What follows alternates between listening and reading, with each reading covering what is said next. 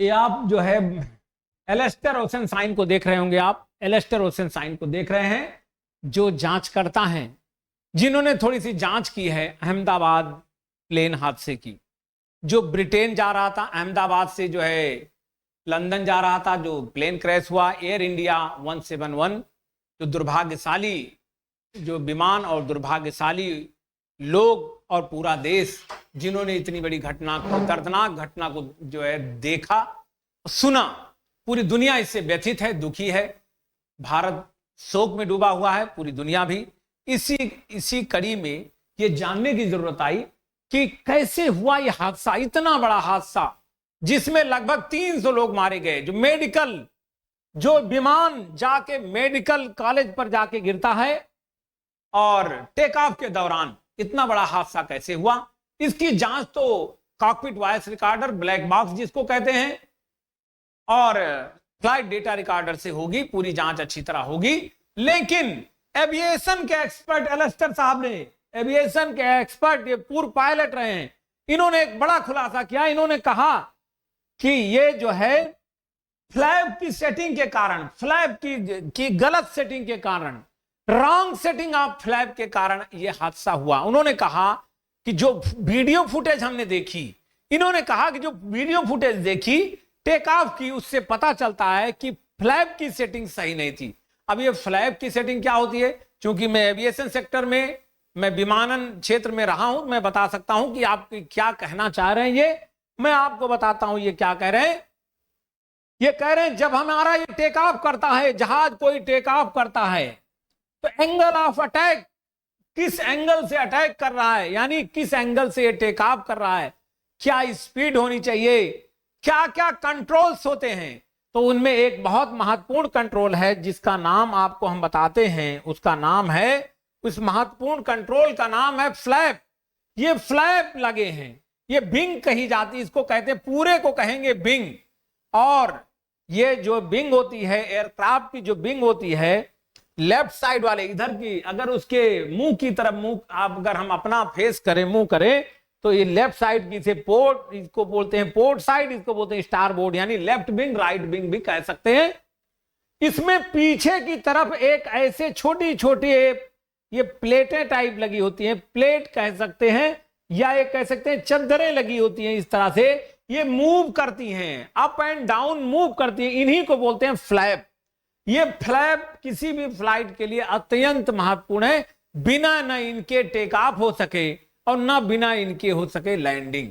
यानी speed control का काम भी ये करते हैं, ड्रैग का काम करते हैं, ड्रैग यानी पीछे खींचना, रोकने के लिए, टेक ऑफ के लिए, लैंडिंग टाइम स्पीड कम करने के लिए और लिफ्ट लेने के लिए, ऊंचाई गेन करने के लिए फ्लैप ऐसे ऐसे ऊपर नीचे होते रहते हैं। मैं इनको आपको दिखाना चाहूंगा, मैं इनको दिखाना चाहूंगा आपको। और ये फ्लैप कैसे दिखते हैं, ये फ्लैप कुछ इस तरह दिखते हैं। ये विंग है, पीछे का हिस्सा, ये यहां से ये पूरी विंग नहीं, पूरी की डाउन हो जाती है, इसके पीछे का हिस्सा डाउन होता है, अप होता है। तो जब हम किसी फ्लैप को, अच्छा फ्लैप का कंट्रोल कॉकपिट में होता है, कोई भी पायलट, कोई भी एयरक्राफ्ट का पूरा कंट्रोल तो कॉकपिट के अंदर होता है। इन्होंने कहा कि जो फ्लैप की सेटिंग है, कह रहे हैं जो एयरक्राफ्ट, जो विमान हादसा का जो वीडियो आया उसको जो उन्होंने देखा तो कहा कि फ्लैप की सेटिंग, ये जो नीचे की तरफ ये जो आ रहा है ये फ्लैप, ये पीछे, कह रहे हैं इस फ्लैप की सेटिंग, ये जो दिख रहा है फ्लैप दोनों साइड विंग में, इसकी सेटिंग सही नहीं लग रही। इन्होंने कहा सब कोई जानता है कि टेक ऑफ टाइम में होता है, इसका एंगल 5 से 15 डिग्री होता है, 5 से 15 डिग्री टेक ऑफ टाइम में होता है। टेक ऑफ यानी जब विमान उड़ान भर रहा होता है, यानी उड़ान भरने के लिए जब ये रनवे पर दौड़ता है, और जब लैंडिंग टाइम, जब नीचे की तरफ आना होता है, तो इसकी जो सेटिंग होती है, फ्लैप की सेटिंग होती है, वो 25 डिग्री से 40 डिग्री पर होनी चाहिए, जो कि उनकी प्रथम दृष्टया उनको सही नहीं लगी। इसी कारण से उन्होंने कहा, ब्रिटिश वैज्ञानिक एलेस्टर ओशन साहब ने, कि ये फ्लैप की रॉन्ग सेटिंग के कारण हुआ।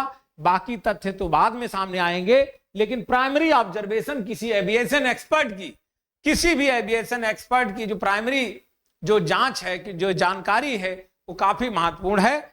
और इससे ये इन्होंने कहा इसके कारण रॉन्ग फ्लैप सेटिंग के कारण एयरक्राफ्ट को लिफ्ट नहीं मिली, लिफ्ट यानी ऊंचाई नहीं मिली, क्योंकि जब फ्लैप ये नीचे आएगा, जब हवा आगे की तरफ भाग रहा होगा, हवा इस पर पड़ेगी तो मुंह इसका ऊपर उठता चला जाएगा, यानी टेक ऑफ मिल जाएगा।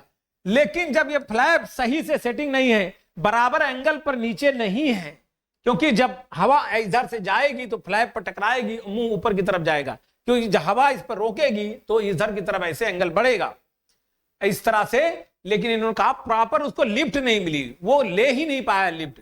अब ये भी सुनने में आया कि उसके लैंडिंग गियर्स यानी जो जिसको पहिए कहते हैं वो भी अंदर नहीं गए, टाइमली उसको अंदर चले जाना चाहिए था, नहीं गए। बहुत सारी चीजें हैं, बहुत सारी जांचें हैं, जो समय के साथ होती रहेंगी।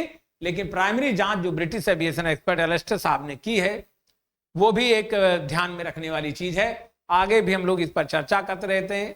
फिलहाल हम एक बार फिर से उन सभी दिवंगत लोगों को की आत्मा की शांति के लिए एक बार फिर से उनको जो है श्रद्धांजलि देते हैं और नमन करते हैं, और ईश्वर उनकी आत्मा को शांति दे। और आगे हम लोग इस पर देखते रहेंगे, नजर रखेंगे, जिससे चीजें की जानकारी रहे, पूरा एविएशन सेक्टर अलर्ट रहे, भविष्य में कोई ऐसा हादसा ना हो। क्योंकि जिस तरह से AI एयर इंडिया 171 विमान हादसे का हुआ, ऐसा कोई हश्र कभी ऐसा ना हो। और बोइंग के विमानों पर लगातार जांच तो चली रही, बहुत पहले से सवाल उठाए जाते रहे हैं, इनकी सुरक्षा, इनकी गुणवत्ता को लेकर के बहुत पहले से प्रश्न उठते जा रहे हैं, और एक्सीडेंट के द्वारा उनकी गुणवत्ता पर प्रश्न लगता भी जा रहा है। आगे देखते हैं क्या होता है। धन्यवाद।